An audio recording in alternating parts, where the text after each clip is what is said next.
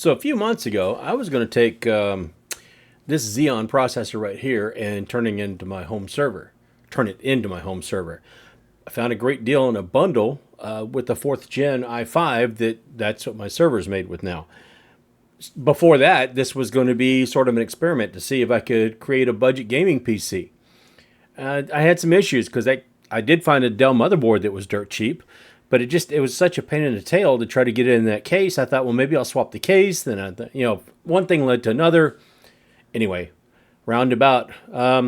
Yeah, we're gonna see if I can't do this again by finding a decent motherboard, cheap, to put the Xeon in, and see if we can't turn it into some kind of gaming PC. So yeah, let's go on the ride together, huh?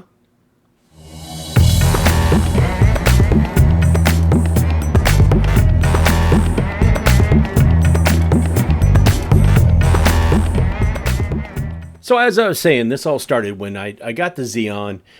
I did have an Optiplex. It was a 4-core, 4-thread. I think it was a 4570 or 4670. And I thought, well, maybe I'll just go ahead and upgrade to the Xeon because the Xeon is a 4-core, 8-thread. About the same as a 4770. So I thought I'd be stepping up. However, it's much cheaper than a 4770. I think I got this for like $28 or something. Went to go put that in, and I thought, okay, as it turns out, it wasn't that big of a step because the other limiting hardware around it. Okay, no big deal. I went ahead and thought, well, what's the best way to get about that? So I'll just go ahead and order another motherboard. And I found a dirt cheap Dell motherboard that I still have for like 18 bucks. And I thought, I can make this work.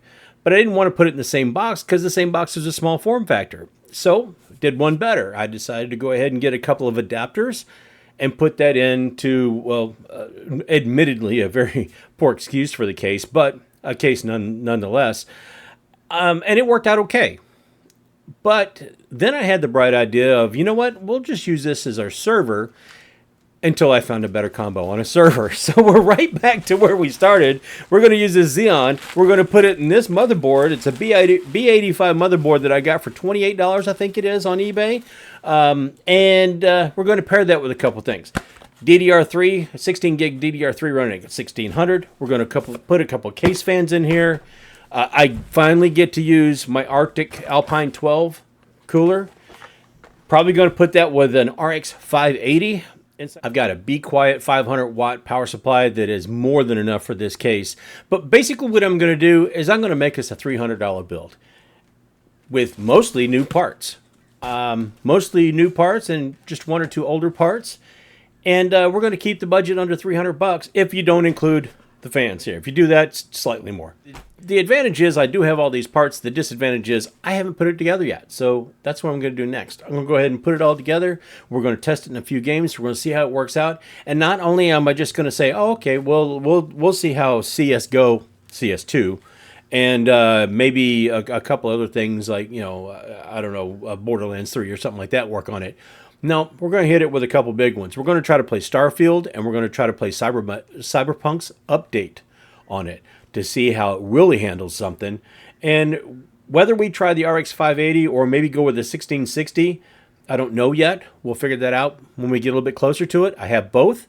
I'm going to try it in one or the other. And yeah, let's see if we can make this baby hum. Now, if we're using an RX 580, everything's going to come in under $300. If we use a 1660, I haven't priced those lately. I'll have to look and I'll put it up here on the screen, or I'll do a recap of it. But all the pricing I did with this is everything broken down with the price of the RX 580. It's a 2048. You can get them right now for around $90 or so. The memory was dirt cheap. The motherboard, like I said, all of their stuff. The cooler, I think you can get it for about $17. This is all really, really reasonable. The case, spending 60 bucks on a case, you can spend less on a case and get still an okay case. Less if you're not worried about any kind of features. The power supply, you can get those all day long for $40 if you're not looking for much. Beware, be careful. Buy a name brand that you know of. You don't necessarily have to get a Be Quiet. Thermaltake has some. There's a few others. And, just be judicious, but it's reasonably easy to do if you're going to buy one or two parts off of eBay to get hopefully what will end up being a good gaming PC, a decent gaming PC for under 300 bucks. So let's put it together and try it out. Hey, Future Paul here, and I was all prepared, had it all laid out. I was going to tell you all about, hey, this is a $300 build full of used and new parts and parts that are readily available. And for a little bit more, you could upgrade into, say, a newer generation CPU and all that stuff. But I ran into a little glitch. And I don't want to call it a glitch as much as I want to call it, okay, the CPU, the Xeon processor, ran the heck out of the RX 580 2048. It was not the bottleneck. The graphics card was. So I thought, okay, well, that scratches that idea. Maybe that Xeon is good enough, and maybe we just need to use a little bit better graphics card. So I did it with an RX 6600 XT. And we're going to talk about those results too. But, I mean, all right, let's get back to the build and all that stuff.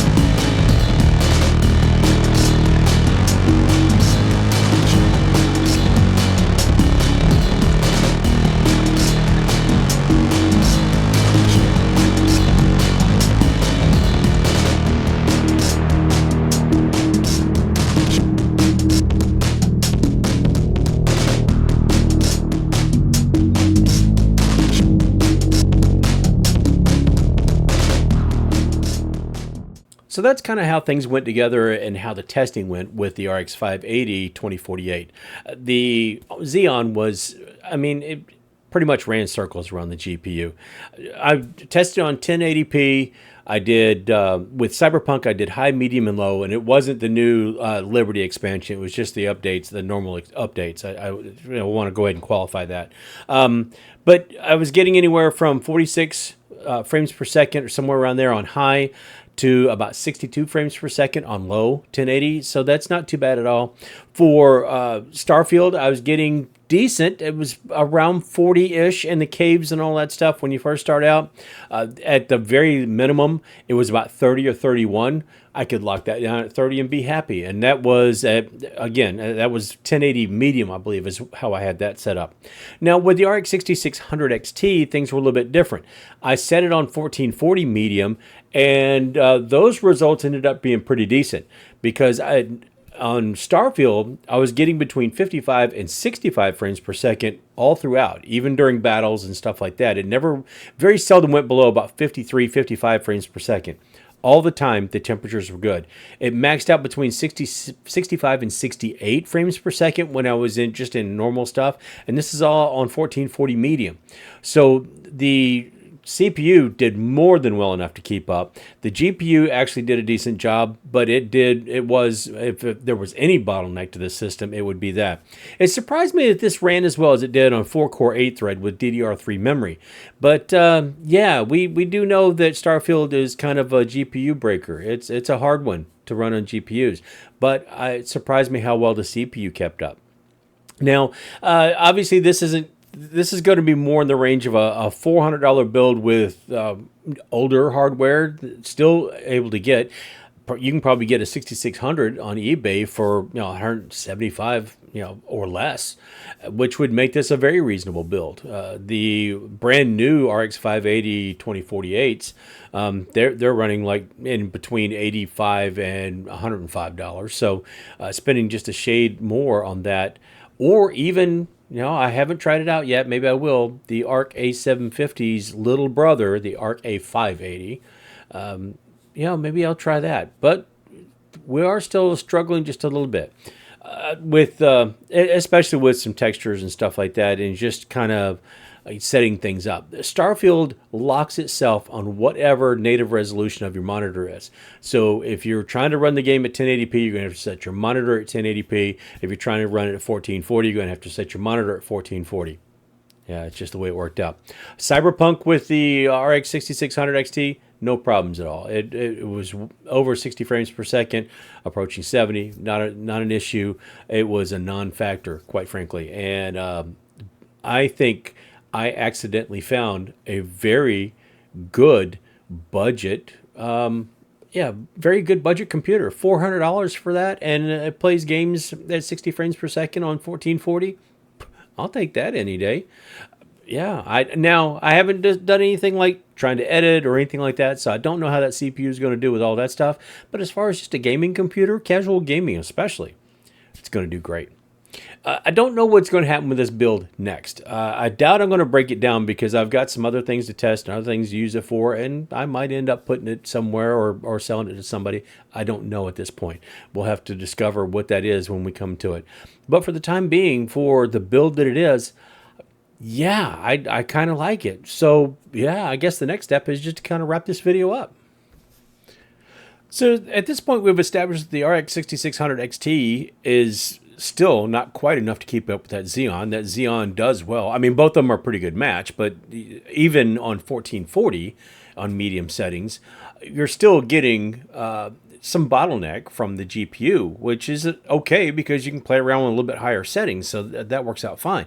It's not what I was expecting out of this build, but it does bring to mind something else, because here is the $500 build that I was going to kind of suggest. But I think if we're already getting good performance out of that Xeon like it is, save you a couple bucks on the motherboard and CPU and all that stuff and the memory for the time being. You can buy a graphics card, set the rest of the stuff up cheap, and then kind of upgrade the platform whenever you get around to it, or whenever you get the money. If you get a killer deal on one of these, that's might not be a horrible way to go. It's going to cost you closer to $400 than it will be to $300 if you go with like a 6600.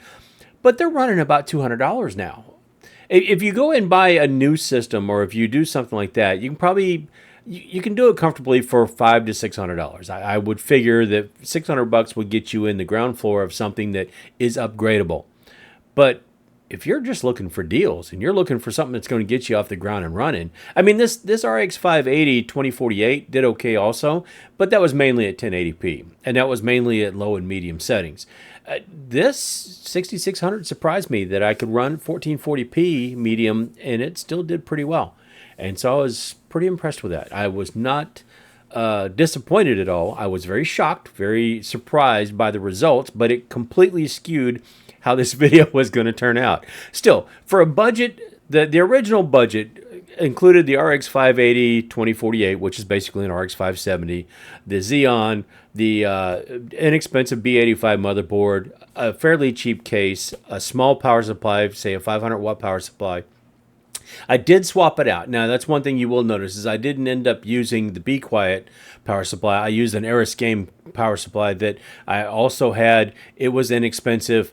In this case, it is a little bit higher wattage, but it's something that goes about with that build. It's not incredibly high quality. It's just, hey, look, if it tears up, it's no great shaker, but hopefully it's not going to take anything with it. In this case, if it does take something with it, it's taken memory that was inexpensive, a CPU that was inexpensive, or a motherboard that was inexpensive.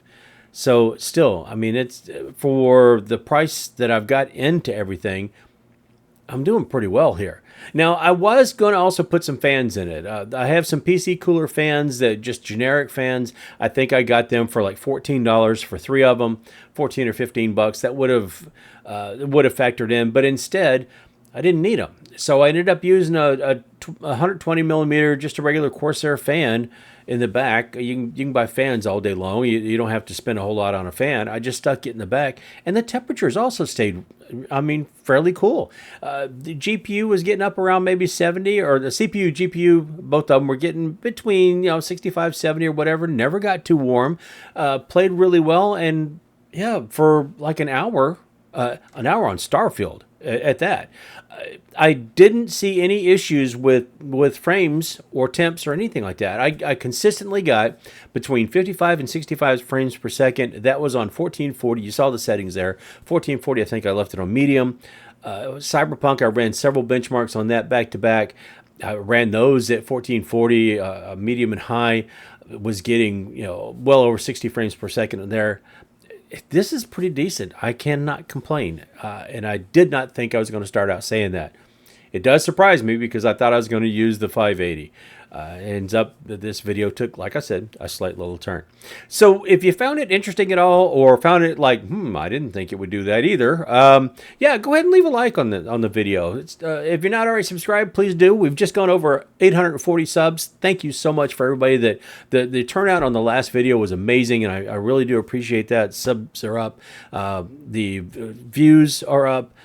People have enjoyed that, especially that video got over 1,400 views in the first couple of days. So I was very impressed, and I am glad that you guys liked that video, and I only hope I can keep doing more videos that people like. So if you haven't already, please do like, subscribe. Trying to get to 1,000, all that good stuff. Don't forget to visit me on the other socials. There will be a video coming up soon where I'll just kind of touch on some of those again. It'll be my fall updates video, or it just happened. So I don't know which order these are going to go in, but yeah, and if you don't do anything else, if you don't like, subscribe, hit any of the socials or anything like that, just do me one favor, and that's be kind to each other. Do something nice. Smile, wave, hold the door open. I say it at the end of every video, and I really, really mean it. Just being kind doesn't cost anything, and you could make somebody's day a whole lot better. Just think, what if you were in a really bad mood one morning and somebody was just nice to you for no reason? Not being patronizing, they were just genuinely nice. It could make a big difference, huh? Anyway, that's all I got for this time. So until I get myself into something I got no business getting into, and it might even have to do with that PC again, I don't know, or something completely different. So until then, folks, when I do end up doing something I shouldn't, I'll see you later.